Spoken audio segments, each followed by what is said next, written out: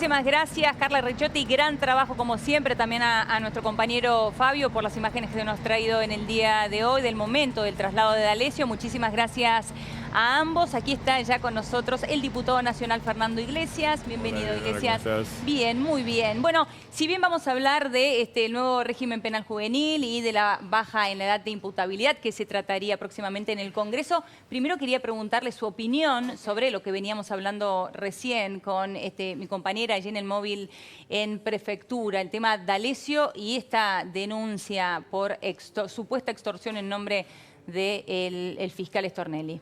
Lo primero, me parece que es evidente que D'Alessio es un personaje payasesco, ¿no? Buenas tardes, soy D'Alessio, agente de la DEA, del superagente 86, un chiste. Digo, no conozco agentes de la CIA, de la DEA, que se presentan como tales.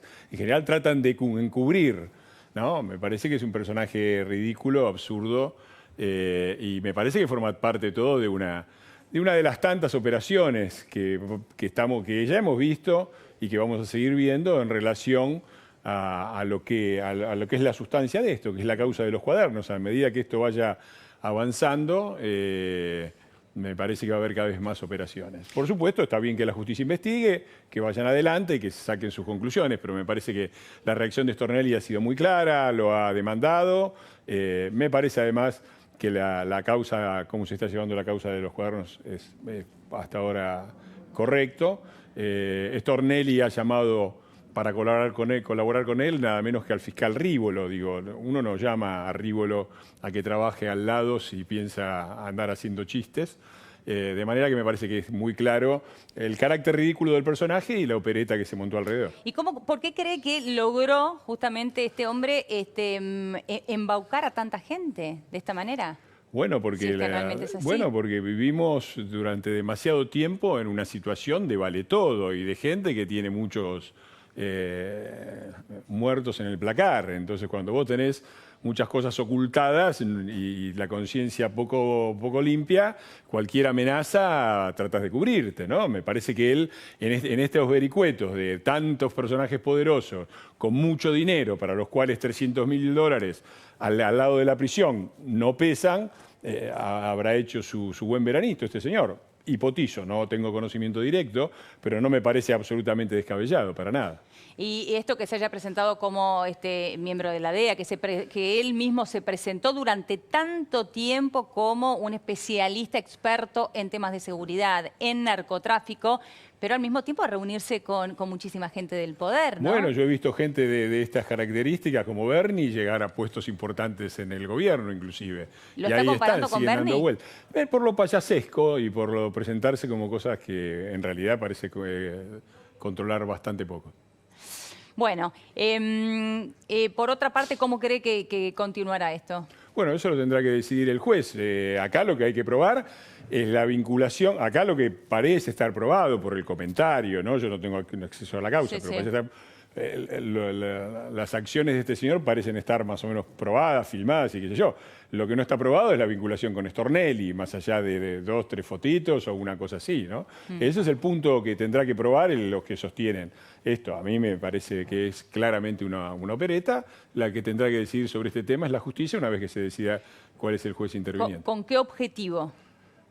¿La de ensuciar a Stornelli? Sí, ¿cuál sería el objetivo final? Y muy claro, está muy claro que este es un momento decisivo en la causa de los cuadernos, que los últimos testimonios imputan gravemente, porque es como si hay una causa penal y va preso mi abogado, mi contador, mi manager, digo, van todos presos menos yo. Digo, está claro que la causa conduce directamente a Cristina cada vez más, que el cerco se achica y a medida que se achica aparecen las reacciones.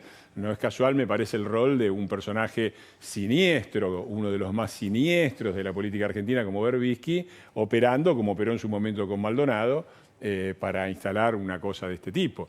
Me parece que el cerco se empieza a cerrar y eso molesta, obviamente, a Cristina, al kirchnerismo, y molesta también a los que desde el Senado le protegen los fueros, porque vuelve a poner en evidencia la actitud de transformar el Senado. ¿Cómo a quiénes molesta en el Senado? Bueno, el Partido Justicialista, que tiene mayoría en el Senado desde 1983, defiende un criterio de fueros que convierte al Senado prácticamente en un reducto de potenciales delincuentes, porque el que va ahí, como Menem, inclusive con causas que tienen décadas, nunca terminan presos, ¿no? Y me parece que lo que no se quiere aquí es sentar un precedente porque se defiende esta impunidad que otorgan los fueros senatoriales, entendidos de esta manera distorsionada, otorgan una impunidad que hay muchos interesados en preservar. ¿Pero interesados por alguna relación con esta causa o con este personaje? En general. Es un rol institucional que está cumpliendo el Senado, ¿no? El otorgar fueros que prácticamente son de por vida, porque hay que esperar una sentencia definitiva que no pueda tener apelación. Es decir, eso en la Argentina quiere decir 20 años, quiere decir que básicamente quien delinque y accede al Senado tiene impunidad. Eso creo que es una de las cosas que tiene que cambiar y me parece que las operaciones tienen, supongo también que, de hecho, el avance de la causa de los cuadernos incomoda no solo al kirchnerismo, sino a quienes protegen la impunidad del kirchnerismo, sosteniendo al mismo tiempo que no son lo mismo que el kirchnerismo y preparando un frente electoral, en muchos casos, no en todos por suerte, con el kirchnerismo, ¿no? ¿Usted cree que esto se gestó, así como también lo sostiene Elisa Carrió, se gestó desde el penal por parte de presos kirchneristas? Yo no lo puedo afirmar con certeza. Las escuchas que están circulando parecen indicar claramente eso y no me extrañaría porque me parece que en ese sentido el carácter de funcionamiento de todo el sector kirchnerista ha sido de este tipo, ha sido un funcionamiento mafioso. Ese es un punto que me parece decisivo en la política argentina. No estamos hablando de corrupción, estamos hablando de una mafia, estamos hablando de una mafia que gobernó el país y que creó un sistema mafioso de protección que está saltando por los aires. Porque claro, la ley del arrepentido, entre las cosas, lo digo, yo no estaba cuando se sancionó, pero como parte del Congreso, que muchos creen que es una institución inútil, hoy escuchaba a un cierto muchacho liberalote decir que era una cueva de no sé qué cosa del Congreso, a veces sí, a veces no. En este caso se sancionó una ley, la del arrepentido, que es la que está acabando con la impunidad. ¿Por qué? El que quiere acceder a los beneficios de ser arrepentido tiene que proveer información hacia arriba y novedosa. Claro. Por lo tanto, se crea una especie de dilema del prisionero. Si yo no me apuro a contar lo que sé, se apura otro y yo quedo pegado para siempre. Entonces, este mecanismo que está previsto, es el que trata de activar la ley del 2016, es el que está funcionando. Y aprovecho para pasar un aviso un poco en exclusiva, si me permitís. Sí, claro. En la última semana de marzo vamos a hacer estamos organizando desde el Congreso un seminario antimafia ítalo-argentino. Va a venir la legendaria Procuración, la Dirección Nacional Antimafia Italiana, que tanto éxito ha tenido. En Italia yo he vivido, recuerdo en los años 80 lo que era la Italia, la violencia que provocaba la mafia, los muertos, cuando volaron a Falcone, yo estaba a pocos kilómetros, esa locura. Tienen una experiencia bastante exitosa y las leyes de las que estamos hablando, arrepentido, extinción de dominio, yo ya presenté un proyecto de aumento de recompensas, tienen años, décadas de aplicación en Italia. Va a venir la Dirección Nacional Antimafia y los presidentes de las comisiones de justicia y de antimafia y la bicameral antimafia a discutir con nosotros, con los miembros funcionarios del Poder Judicial, del Ejecutivo, con los legisladores, para ver qué podemos aprender de la experiencia italiana. ¿Con qué está emparentando esa mafia italiana de los 80 que se mencionó? ¿Con qué le está emparentando aquí en la Argentina? Con un sistema mafioso. Hay una categoría específica en Italia, que es el delito di stampo mafioso, el delito de tipo mafioso, que no es un delito más y no es exactamente nuestra asociación ilícita.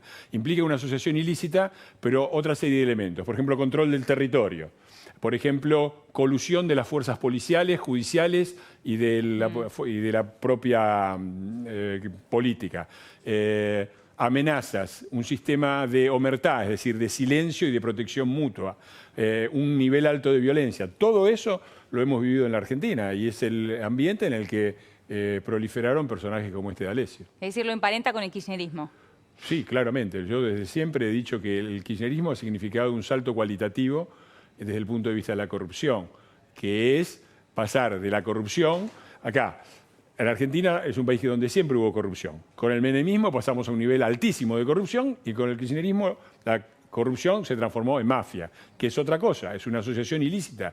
No, los Kirchner no eran políticos que se corrompieron en el poder y que pedían un peaje. Los Kirchner eran delincuentes que tenían una organización mafiosa. A ver, lo primero que hace Kirchner es poner a su ministro de Vido, que lo venía acompañando desde Santa Cruz, a cargo de los 3 grandes ministerios, que son los que mueven obra pública, transportes y energía. Sí. Los 3 grandes fuentes de grandes volúmenes de dinero a cargo de un ministerio que nunca había existido, de planificación, a cargo de quien había sido denunciado hace mucho tiempo por Carrió. Ahora, como una cosa es hablar de corrupción y otra cosa es emparentarlo con la mafia y muertes y asesinatos, como usted recién mencionaba. Bueno, ha habido un fiscal que ha denunciado a la presidenta y murió a los 4 días, ¿no?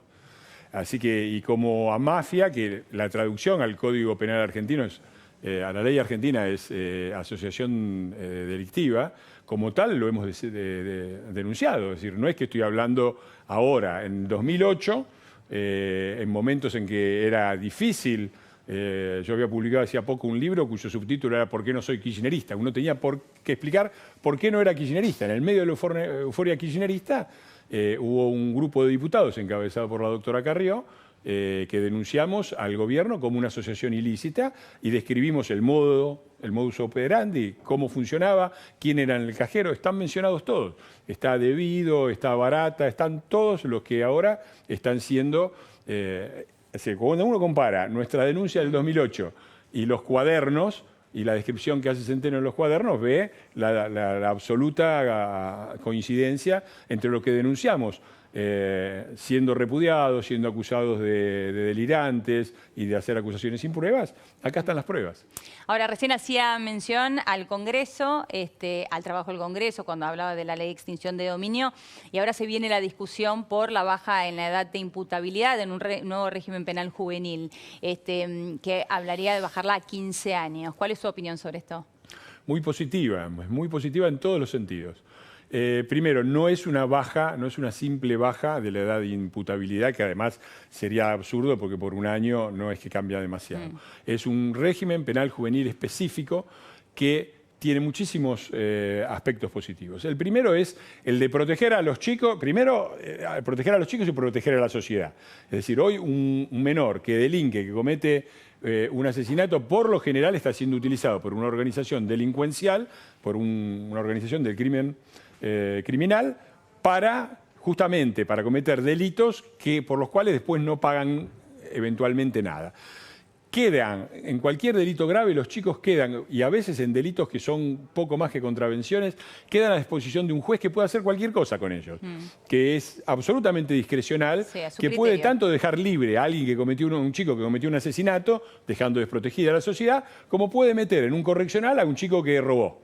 Está completamente a discreción del juez. O reinsertarlo en la familia, que uno no sabe tampoco. Puede hacer cualquier cosa, es discrecional del juez. Acá esto empieza a poner límites razonables a la actuación del juez, que tiene que basarse en casos concretos. Si es un delito con un nivel de imputabilidad alto, es decir, un delito grave, entonces tiene un determinado proceso.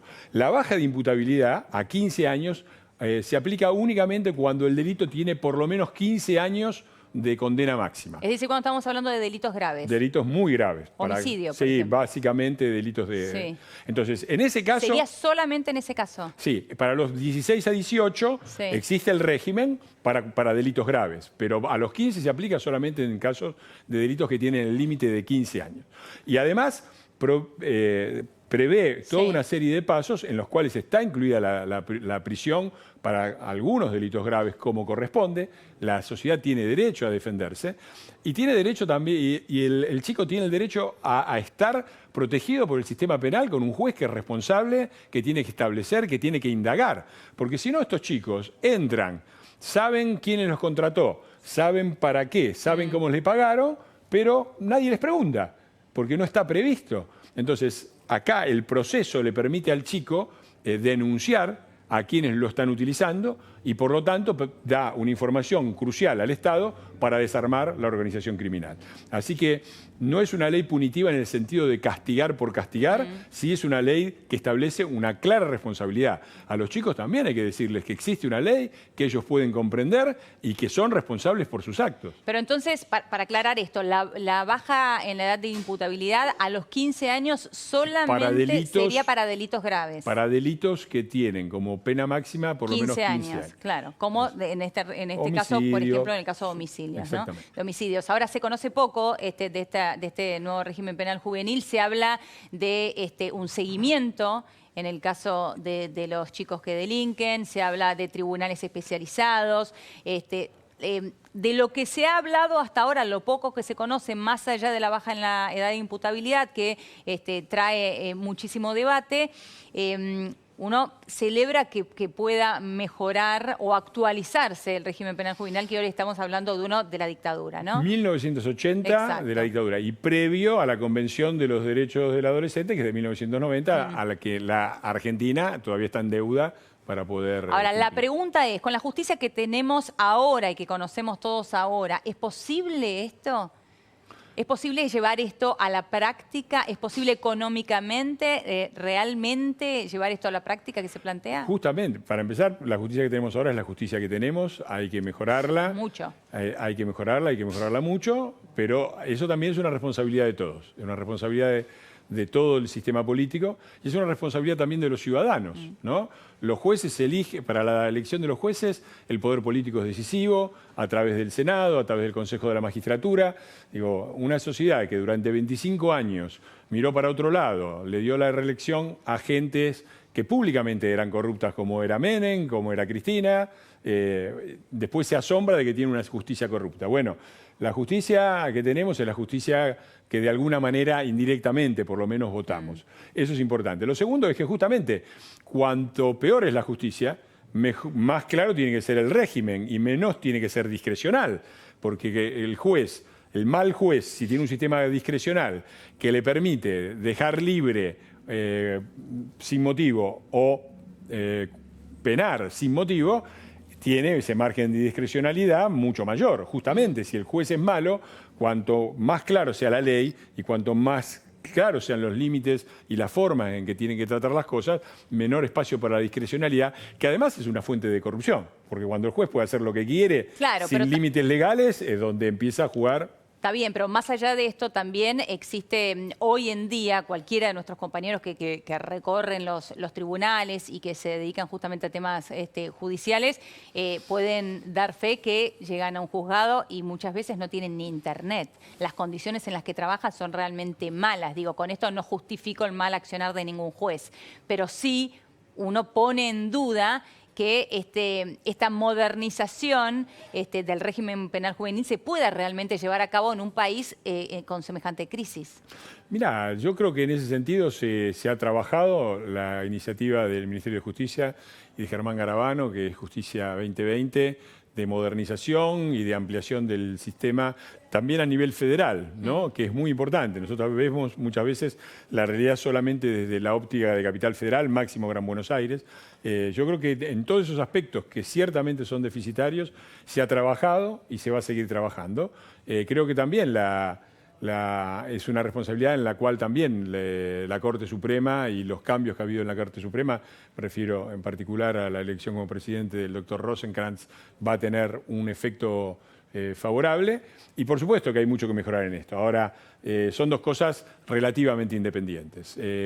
Por más deficiencias infraestructurales y muchas cosas que haya que mejorar también desde el punto de vista del sistema de justicia, como el mayor funcionamiento, la disminución de las ferias, el tema del pago de ganancias, hay un montón de cosas para mejorar, pero ninguna de estas tiene que ver directamente con el régimen penal juvenil. El régimen penal juvenil es un régimen obsoleto, sancionado en el año 80, en plena dictadura, que un gobierno que tanta propaganda ha hecho en contra de la dictadura lo haya dejado pasar durante 12 años en nombre de una doctrina de impunidad como la defendida por Zaffaroni, me parece que es lamentable. Y me parece que es difícil explicar todos los elementos. Yo invito a todos que le peguen un vistazo a la ley en concreto para que vean todos los pasos y lo detallada y precisa que es acerca de garantizar las dos cosas. por un lado, los derechos claramente del adolescente que delinque a ser tratado en forma humana. Pero el otro lado, también el derecho de la sociedad a protegerse y a estar protegida y evitar episodios de reincidencia.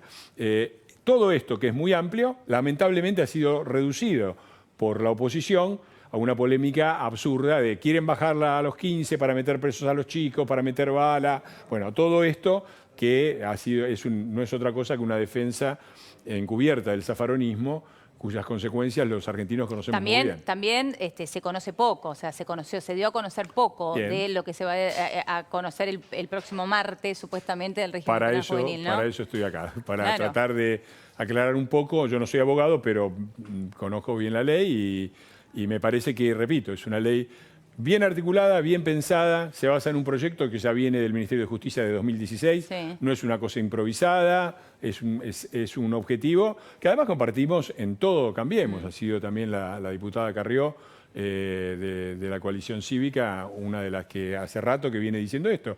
Tenemos también que al mismo tiempo que hacemos que los chicos, los adolescentes que cometen delitos, sientan que la ley puede caer también sobre ellos y que hay leyes y derechos que respetar, también tenemos que quitarle esa operatividad que tienen las mafias de mandar a pibes de 14, de 15 años, de 16, de 17, porque ellos prácticamente quedan rápidamente fuera de la posibilidad de ser juzgados. Y además, en un sistema en el cual no pueden ni siquiera denunciar a quienes los han contratado. Iglesias, muchísimas gracias. Gracias a vos. Bien, vamos a ir ahora a una pequeña pausa aquí en La Nación PM y atención porque a la vuelta detuvieron al venezolano acusado de matar